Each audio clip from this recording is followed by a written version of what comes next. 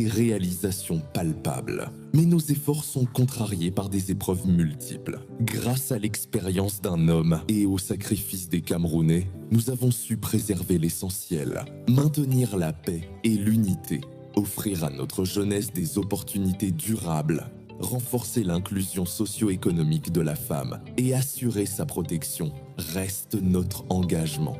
Paul Biya, grandeur et espérance. Voilà le spot de campagne du président Paul Biya du Rassemblement démocratique du peuple camerounais. Théophile, tu as été très dur sur ta page Facebook sur ces supports de campagne produits par l'équipe de Paul Biya. Qu'est-ce qu'ils disent de ce début de campagne? Alors, de manière assez ironique, j'ai comparé, Fabrice, la fiche de campagne de Paul Biya à une sorte de création poussive de mon neveu de 12 ans qui s'essaierait sur Paint. Paint, c'est un logiciel de graphisme pas professionnel que nous pouvons tous utiliser. Mais quand on regarde bien cette affiche, ben, rien ne va. Je veux dire, il y a ça a vraiment l'air de quelque chose, d'un mauvais template qu'on a adapté rapidement. Et l'image du chef de l'État est une image qui mêle IA et réalité. On voit une vieille photo de Biya travailler, et puis le costume, enfin le vêtement dans lequel il est, ce costume bleu, ben, en fait, il n'existe pas. C'est quelque chose fait par l'IA, c'est une cravate générée par IA. Et vraiment, rien ne va dans cette affiche, alors qu'il y a des agences de communication au Cameroun qui ont la capacité, les compétences pour faire de belles affiches. Quand vous descendez dans la rue à Douala ou à Yaoundé, vous voyez les publicités des brasseries ou alors de gens qui font des cahiers qui sont 1000 fois meilleurs que cette publicité. On savait que Paul Biya également avait des conseillers étrangers, notamment Patricia Balme, la Française Patricia Balme, qui semble avoir disparu. En charge de la communication du chef de l'État. Oui, en tout cas, elle semble avoir disparu. De manière générale, on se rappelle également que des pontes de la communication, alors on peut le déplorer, des pontes de la communication, de la publicité, comme Jacques Séguéla et d'autres avaient travaillé sur les campagnes de Biya. Mais là, en fait, même le slogan, il est tout à fait facilement détournable.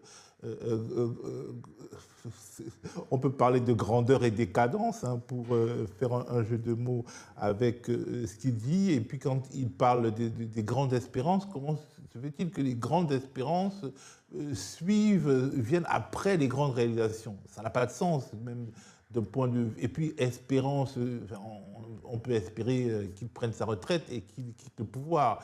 Mais bref, on ne comprend pas même la manière dont tout cela est agencé d'un point de vue graphique. Ça ne ressemble à rien. Ça ne ressemble pas du tout à une affiche de campagne. Ça ne ressemble pas à l'affiche de campagne d'un chef de classe d'un lycée de Douala ou de Yaoundé. C'est en dessous, et ça nous dit beaucoup de choses. Alors, pour la vidéo, on ne comprend pas. Déjà, il n'y a pas le fait que ça mêle IA et vie réelle. Il y a le choix des images. Pourquoi on a besoin de l'intelligence artificielle pour montrer les Camerounais qui défilent? Il y a plein d'images de défilés qui appartiennent à l'État du Cameroun qu'on peut utiliser. En plus, quand on veut créer un effet de crédibilité, on prend un faux militaire qui vient sauver une fausse famille dans un faux village. Et puis, c'est une IA qui n'essaye même pas d'être performante, de ressembler à la réalité. C'est vraiment le basique du basique. Il y a des plans assez risibles. On voit donc cette scène mise en scène donc, par l'intelligence artificielle de l'IA qui déforme le drapeau. On voit tantôt un drapeau qui ressemble à celui du Bénin, tantôt à celui du Cameroun mais sans l'étoile. C'est vraiment, on sent que, pour le dire de manière triviale, l'équipe de communication ne s'est pas vraiment foulée pour Ça a été fait réaliser. sur un coin de table par une toute petite équipe. C'est ce que ça nous dit, c'est ce que ça laisse entrevoir, c'est-à-dire une toute petite équipe qui fait des choses en roue libre sans vraiment qu'il existe une direction nationale de campagne et qui veut aussi garder les choses contrôlées. Contrôlées. Et donc, quand une toute petite équipe veut contrôler, ben, elle fait mal les choses parce que ouvrir, ça signifierait perdre un peu de pouvoir. Et finalement, on se demande, est-ce que c'est Paul Biya lui-même qui est en campagne ou bien c'est un petit clan qui, dans la guerre des clans, essaye de prendre le maximum de ce qu'il peut prendre en termes d'influence sur cette vraie fausse campagne, parce qu'on peut vraiment parler de vraie fausse campagne. Augustin Epagna, je suppose que tu as consulté cette vidéo, ce spot de campagne. Qu'en as-tu pensé? Non, mais moi, je pense elle est aussi artificielle que peut l'être le pouvoir de Biya lui-même. C'est-à-dire qu'elle est à l'image du pouvoir, à savoir que on nous présente un homme qui est censé présider présider aux destinées du Cameroun, mais on sait que depuis de nombreuses années, ça n'est plus vraiment lui qui est aux manettes. Et donc, je pense que ça traduit ça, c'est-à-dire que tout est artificiel, tout est construit, tout est fabriqué, et tout est à l'image de... On veut donner l'impression qu'il est là alors qu'il n'est pas là, et là, pour le coup, au sens propre, puisqu'il n'est pas physiquement au Cameroun, et que quand il est au Cameroun, il n'est visible nulle part, à part à Etoudi. Donc, quand l'ambassadeur de France sauf quand l'ambassadeur de France... Le patron de l'Africom. C'est ça. Sauf quand c'est, je dirais, ses maîtres, ses maîtres et ceux qui finalement lui permettent d'être encore là, parce qu'il faut quand même bien dire les choses.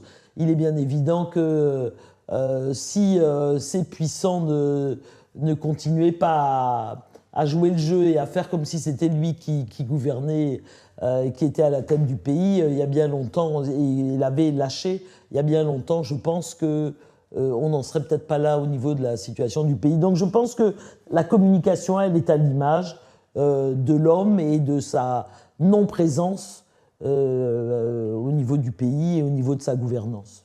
Alors, Jean-Bruno Tagne, Théophile parlait du slogan accolé à ce matériel de campagne. On parle de Cameroun, des grandes espérances désormais. On avait connu les grandes ambitions.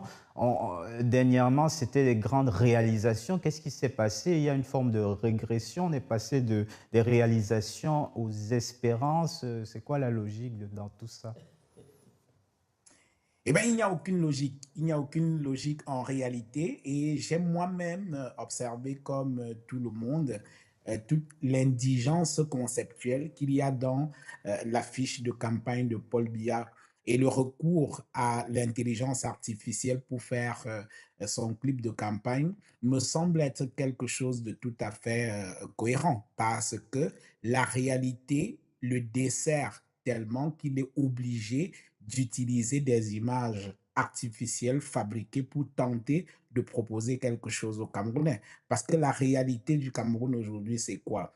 C'est une capitale qui est envahie par la poubelle. En ce moment, dans les réseaux sociaux, on voit même des affiches de campagne de Paul Biya qui sont plantées dans des coins de rue, dans la poubelle. C'est-à-dire que l'affiche de campagne du président sortant plantée dans la poubelle. La réalité du Cameroun aujourd'hui, c'est quoi? C'est la route qui relie les deux principales villes du pays, Yaoundé et Douala, qui est en construction depuis 10 ans, et en plus de 10 ans, ils ont fait seulement 60 kilomètres.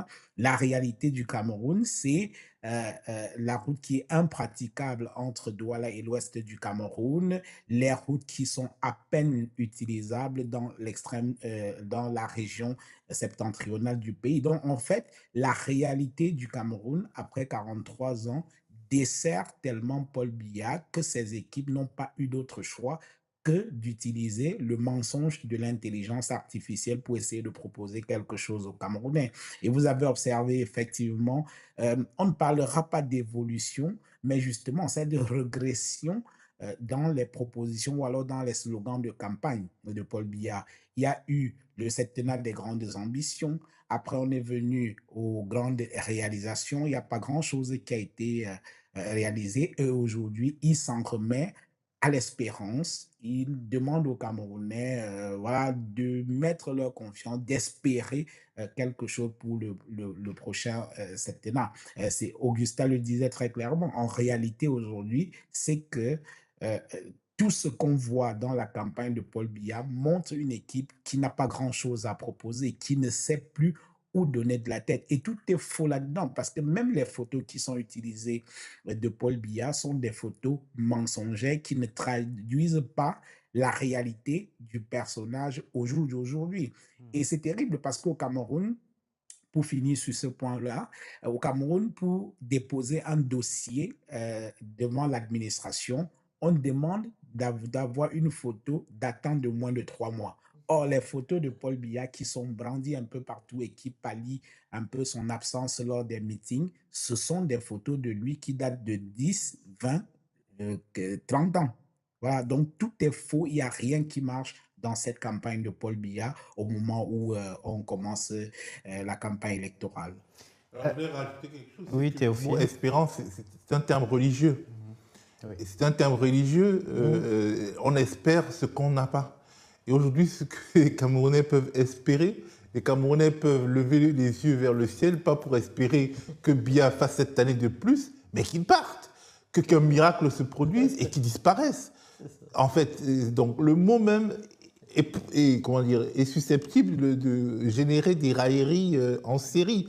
Et puis, je voulais là-dessus juste vous donner une petite citation de Mireille Fomcon. C'est une communicante, elle est patronne d'une agence de communication au Cameroun. Sur LinkedIn, elle dit « La fiche de campagne du président Biya est une insulte, pas seulement à l'intelligence des électeurs, mais aussi à toute l'industrie camerounaise de la publicité, 43 ans de pouvoir, et on nous sert un photomontage vide de sens, sans stratégie, sans insight, sans récit. Ce n'est pas seulement un flop, dit-elle, c'est un affront au peuple.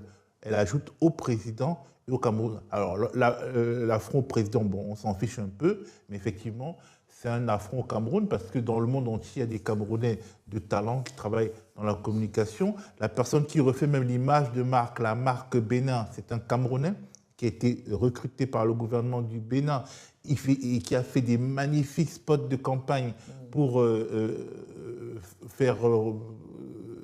donner une belle image au Bénin. Et donc, vous avez autant de Camerounais, qui ont été formés dans les meilleures universités du Cameroun et du monde. Et vous avez une campagne qui ressemble vraiment absolument à n'importe quoi.